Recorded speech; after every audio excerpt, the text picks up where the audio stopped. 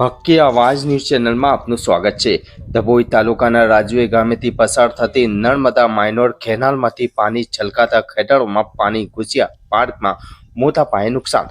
ડભોઈ તાલુકાના નર્મદાની Rajli sub minor કેનાલમાં જરૂરી કરતાં વધારે પાણી છોડવામાં આવતું હાથ ખેડૂતોને હાલાકી। જરૂર કરતાં વધારે લેવલથી પાણી છોડવામાં આવતા કેનાલ પાણી આસપાસ ખેતરોમાં ખેડૂતો પણ 3 દિવસથી રજૂઆત કરે છે, છતાં પણ નર્મદા નિગમની અધિકારીઓ પાણીનું લેવલ જાણતા નથી। છેલ્લા 3-4 દિવસથી કેનાલમાં છોડવામાં આવતું પાણી લેવલ ડાઉન નહીં કરાતું હોય ખેતરોમાં પાણી ફરી વળ્યા હોવાના અંદાજે બહાર આવ્યા છે। રિપોર્ટ રફીક મંસૂરી। શું સમસ્યા છે તમારી?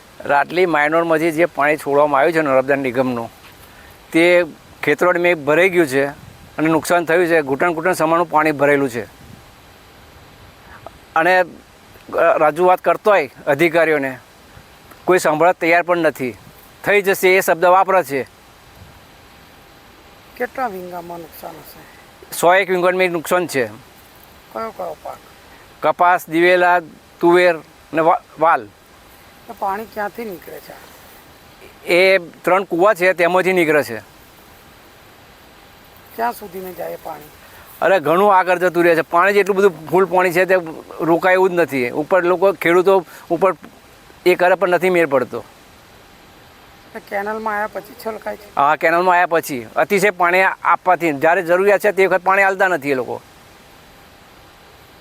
ડભોઈ તાલુકાના રાજલી ગામે જે Rajli sub minor canal, Rajli minor કેનલમાં પાણી આવે છે અને પાણી જરૂરિયાત પ્રમાણે આવતું હોય તો અમને કંઈ વાંધો નથી। પાણી બિનજરૂરી એટલું બધું આવે છે। આજે 3 દિવસ 4 દિવસ પહેલાં પણ નિગમના અધિકારીઓને રજૂઆત કરી હતી, વારંવાર રજૂઆત કરવા છતાં પણ કેનલનું રૂલ લેવલ ડાઉન કર્યું નથી। અત્યારે પણ એટલું ને એટલું પાણી આવે છે જે આપણે પાછળ દ્રશ્યોમાં જોઈ રહ્યા છો, જેમ કે ઘૂંટણસમાં પાણી ભરાઈ ગયા છે। ઓછામાં ઓછું 100-150 વીંગાથી વધારે નુકસાન થઈ ચૂક્યું છે। કપાસ, દિવેલા, તુવેરા, પાછળ તુવેરમાં દેખાય છે બહુ જ પાણી ભરાઈ ચૂક્યું છે। અધિકારીઓને વારંવાર રજૂઆત કરી છતાં પણ અધિકારી કંઈ કરવા તૈયાર નથી। 2 દિવસ 3 દિવસ પહેલાં પણ કીધું હતું પાણીનું રૂલ લેવલ જેમ બને તેમ ઓછું રાખો, અત્યારે પાણીની એટલી જરૂરિયાત નથી। અધિકારીઓની તમામ બેદરકારીના કારણે ખેડૂતોનું નુકસાન થઈ રહ્યું છે।